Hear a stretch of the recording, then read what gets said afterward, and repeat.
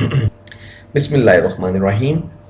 Viewers, backlinks generate करने के लिए एक और अच्छा और फ्री ऑफ कॉस्ट जो हमारे पास सोर्स है वो है press releases. Viewers, press releases क्या है? एक्चुअली बहुत सारी वेबसाइट्स ऐसी हैं जो आपको ये free of cost facility provide करती हैं कि आप कोई भी न्यूज़ या कोई भी नया इवेंट है उसको आप रिलीज कर सकते हैं उन वेबसाइट्स को after completing registration. Viewers, free registration होती है इन वेबसाइट्स के ऊपर और विद इन 1 और 2 मिनट आप एक वेबसाइट पर रजिस्टर होने के बाद अपनी कोई भी जो प्रेस रिलीज है व्यूअर्स वो जारी कर सकते हैं। व्यूअर्स, प्रेस रिलीजेस में हमारे पास बहुत सारी वेबसाइट हैं और आपको इस ट्रेनिंग के साथ एक कंप्लीट लिस्ट मिलेगी ऐसी वेबसाइट्स की जो कि press releases free of cost जो है वो आपको अलाउ करती हैं इशू करना।